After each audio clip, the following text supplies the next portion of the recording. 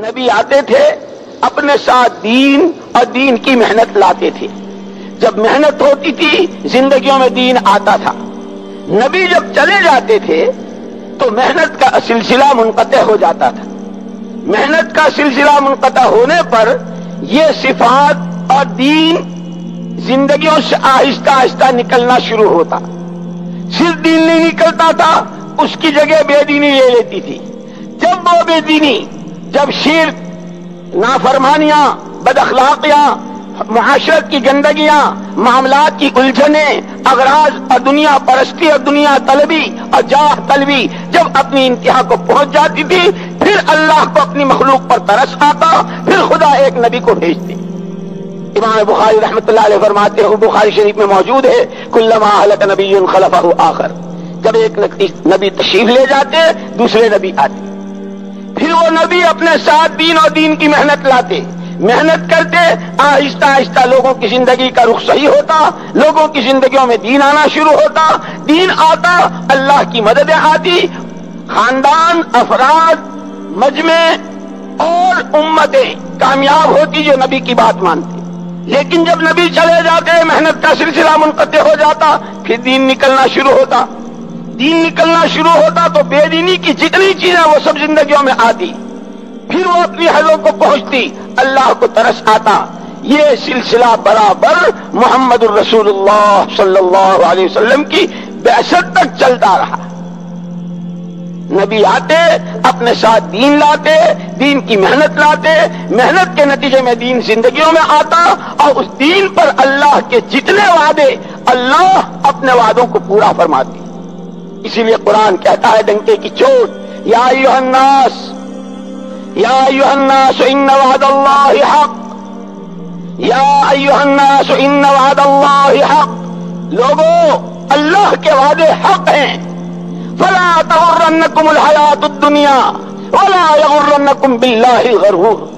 لوگوں، اللہ کے جتنے وعدے ہیں، وعیدوں کے لیے بھی وعدے کا لفظ استعمال ہوا ہے قرآن میں.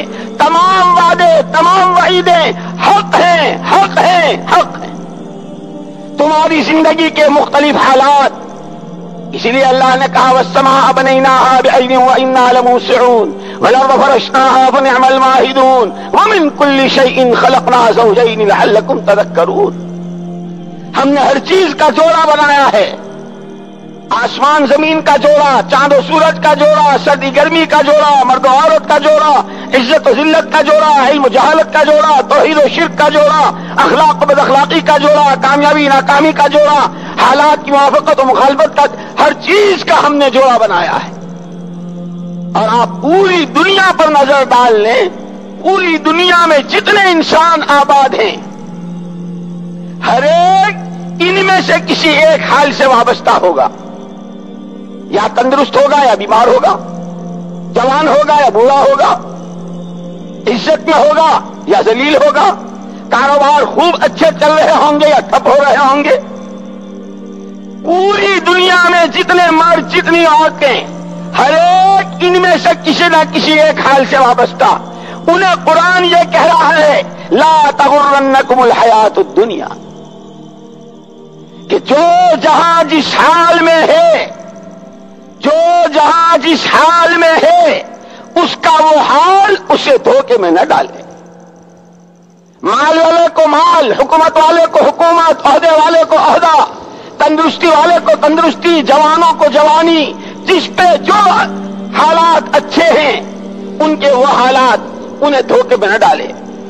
بیمار کو بیماری، غریب کو غربت، جس کے کاروبار ٹھپ ہو گئے یا جس کے یہاں جو حالات کی ناموافقت ہے، کہ اس کا یہ حال اسے دھوکے میں نہ ڈالے. کیوں؟ کہ جس پر جس وقت جو حال ہے، جس پر جس وقت جو حال ہے، ایک فرد کی سطح سے، ایک خاندان پر، شہر پر، محلے والوں پر، صوبے والوں پر، ملک والوں پر، بر اعظم والوں پر، اور عالم کے 5 بر اعظم کے ہر فرد بشر پر، جس پر جو حال جس سطح سے ہے، ہمارا ایمان ہے، ہمارا عقیدہ ہے، کوئی درخت کا پتا ہل نہیں سکتا، پانی کی بوند اپنی جگہ سے حرکت نہیں کر سکتی جب تک اللہ کا ارادہ نہ ہو.